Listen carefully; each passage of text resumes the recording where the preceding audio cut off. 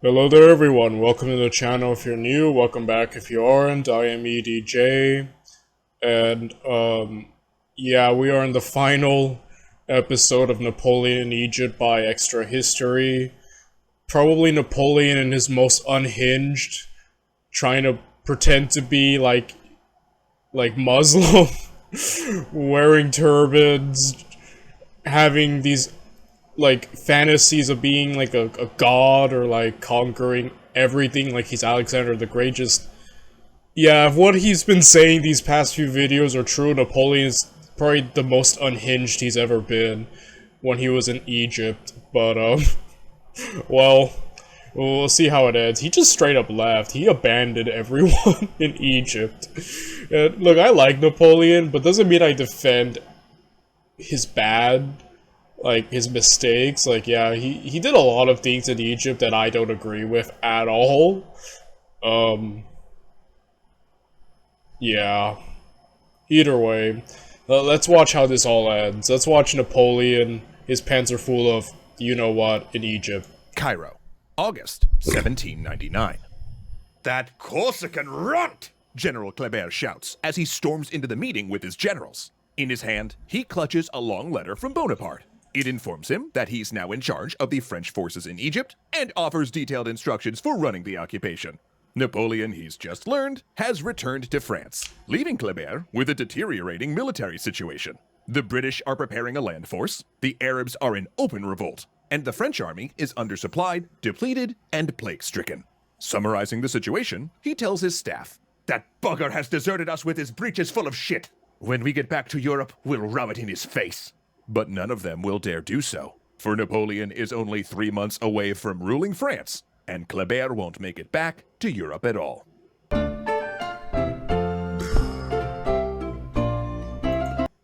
Napoleon really screwed that guy over, huh? Wow. Thanks so much to World Anvil for helping us forge today's historical tale. When the Directory heard that Napoleon had returned to France, their first instinct was to put him on trial, which seemed reasonable. After years of infrequent contact and ruling Egypt independently from their control, he'd suddenly abandoned his post without orders. Sure, they had discussed him coming back, but they definitely hadn't called for him. Yet any thoughts of punishment quickly disappeared on October 9th as Bonaparte's carriage pulled up outside and crowds thronged the streets, cheering for the hero of Egypt. He and his officers came in with style, displaying Mameluke sabers, exotic sashes, and tanned complexions. Only a month later, the Directory, already weakened by intrigues among its members, fell to a coup. Napoleon himself being the chief plotter and beneficiary, and in the wake of this, he took up the position of first consul, essentially a military dictator. You see, while the Egyptian campaign was a mess to anyone who'd witnessed it, Bonaparte had successfully managed to portray it through his No, guys, it was an overwhelming success. Everything went perfect. All the details just perfect. That's what he's telling literally everyone in France, and they're like, awesome, we believe you, Napoleon. Your propaganda, like, Napoleon's propaganda machine was on overdrive there, you know? Oh, man. letters and dispatches as a glorious campaign. And a large part of that was due to a group of men we've only touched on thus far in this series, the savants. Though the invasion of Egypt was for all intents and purposes a grab for colonies and resources, Napoleon's cadre of scientists, naturalists, geologists, and engineers had granted it a veneer of humanitarianism. France wasn't just taking territory, no, it was expanding knowledge. The irony, of course, was that the savants themselves were universally miserable and abused. Soldiers thought of them as useless, and there was widespread resentment against them from the beginning. The army incorrectly came to believe that these academics had been the ones to propose and lobby for the expedition, meaning troops blamed them for being stranded in Egypt. They also hilariously thought that the savants were looting treasures from the ancient tombs, meaning that soldiers frequently rifled through their baggage and sample jars, hoping to find gold. Yet the savants tried their best. They stayed with the army on the initial march to Cairo, and were subject to the outbreaks of blindness, extreme thirst, and Bedouin attacks. During the crossing of the desert, they made one of their first studies of new phenomena, investigating why soldiers sighted lakes on the horizon, only to see them disappear as they approached. Oh yeah, the first big study the French did was on mirages. And, you know, if you're Wow. thinking that modern historians probably like using that as a metaphor for the expedition as a whole, you'd be very right. But it was in Cairo where their work began in earnest. Told to find a suitable headquarters, they took over an abandoned Mamluk palace and renamed it the Egyptian Institute. This building would become a clearinghouse for information, a library to keep documents, a store for antiquities and samples, and a scientific institute.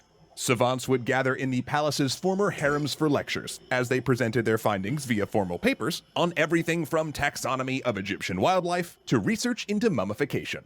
Savants also spread out over Egypt to pursue niche interests or specialties. One would collect new invertebrates and insects, while another visited the Red Sea ports to dredge up shells, starfish, and other small marine animals. And as the French army pursued Murad Bey into Upper Egypt, several savants came along in order to survey and draw the temple complexes of Luxor, Thebes, and a half-dozen others. Most were abandoned, with the local population giving them a wide berth, and one had even been used to dump bodies of execution victims. But the scale drawings of these palaces and ink prints of their hieroglyphics would in many ways become more important than the artifacts they brought back to France. And of course, just before Napoleon's departure, engineers... Yeah, didn't they also find the Rosetta Stone? So yeah, overall, the complete expedition, in terms of what Napoleon wanted, was a complete mess, and it just failed.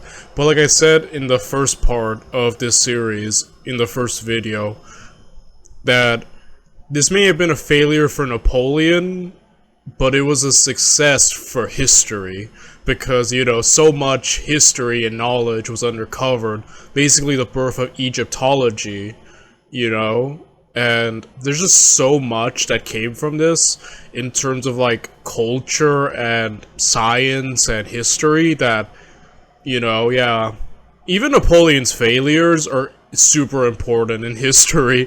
Like, everything he did, whether it was a success or a failure, just impacted history, so you have to give it to Napoleon, man. Like, this was really cool for him to uncover. conducting restoration work on a fort uncovered in ancient Egyptian stele in 3 languages. The Rosetta Stone, the key to translating hieroglyphics. And let me tell you, that's enough of a story to warrant its own episode. I wonder when that will be happening. Wink. But not all of this work was meant to increase knowledge. The savants and artists were also part of the imperialist machine. When Napoleon took Cairo, it was that civilian complement that built 2 massive victory arches out of wood and painted canvases to celebrate the victory at the Battle of the Pyramids. Savants ran the printing presses that spat out the all-important propaganda, and several accompanied Bonaparte to the port of Suez to survey the ancient canal that once connected the Red Sea with the Nile. It was Napoleon's dream to redredge that canal, deep enough to accommodate modern trading and naval vessels. And that was also what the savants were there for, to improve agriculture and make Egypt more productive as a French colony. Likewise, once the French were cut off by the Battle of the Nile, they were put to work manufacturing or finding replacements for any spare parts or other materials that they were no longer able to import from France. A group even created a sort of technological expo meant to overawe Egyptian leaders with the miracles of Western science. The argument being made was that the French were willing to bestow liberal government, technology, and infrastructure development in exchange for extracting Egypt's resources. Which might sound familiar if you're like a person who lives on Earth. The chronicler Al-Jabarti was present for this showcase and was impressed, apart from the demonstration of a hot air balloon which immediately caught fire and crashed among a crowd of screaming onlookers. And within months... You know, that's kind of like a great... I think this image is like the perfect image to, like, kind of summarize the entire Napoleon's aim in Egypt. just how it went. onlookers. And within months of Bonaparte's exit, it was clear that the French military situation was heading in a similar direction. General Kleber hashed out an agreement for a French withdrawal in January of 1800. But at the last minute, the British refused to sign it, and the Ottomans launched an enormous seaborne invasion. Though Kleber defeated it, a simultaneous revolt in Cairo and a fresh plague epidemic roiled the security situation for months, culminating when a 23-year-old student from Al-Azhar assassinated Kleber. Command then fell to General Abdullah de Menou, who had converted to Islam after marrying an Egyptian teenager.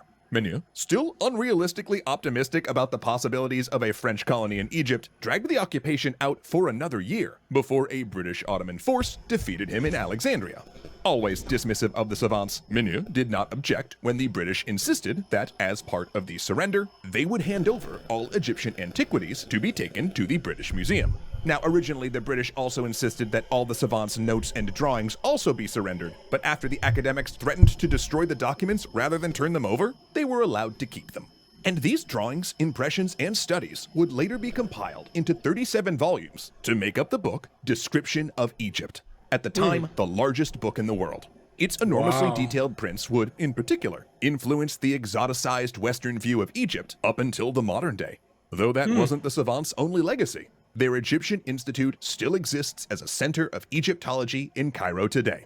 The expedition also changed the course of Egyptian history. Muhammad Ali Pasha, one of the Ottoman commanders sent to eject the French in 1801, stayed, destroying the weakened Mamelukes and becoming the Ottoman governor of Egypt.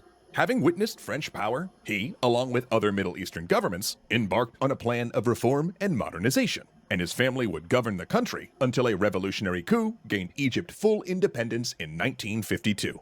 Napoleon, for his part, didn't really care about these changes on the ground. Egypt had served its purpose for him, for he'd rewritten the history of the expedition to suit his ever-increasing cult of personality. Paintings cast him as a heroic explorer, part scientist, part general, and, never hinted that he lost 30,000 men in a failure that gained nothing for France. Yet he did gain something personally, a taste for absolute power. The man who had ruled Egypt independently, and referred to himself in proclamations as the Great Sultan Bonaparte, had found what it was like to have a crown. And if Egypt would not let him be king, perhaps France would have him as an emperor. And I gotta say, even with all of the historical revisions Napoleon was able to pull off throughout his career, I am just glad he didn't have super powerful storytelling. So yeah, while, like I said, kind of a failure, it ultimately brought about a lot, this Egypt campaign, and even Napoleon's failures could change the world. It's kind of amazing, like, anything he did just always changed the course of history. So yeah, Napoleon really was the main character of life for like his entire life. And yeah, just so much cool things about Egypt. Egypt is such a culturally rich place, spanning thousands upon thousands of generations, and studying it and looking at it, it still fascinates me, even to this day. Like, whenever I try to look up anything about Egypt, it is such a fascinating culture, and just one of the coolest places on Earth. And this expedition helped bring some light to it, and if there's anything else, we could appreciate this, for the scientific and cultural and historical, discoveries we made. So at least something good came out of all of this madness, right? So yeah, that was Napoleon in Egypt. I'll see you all next time for something new related to Napoleon. Bye, everyone.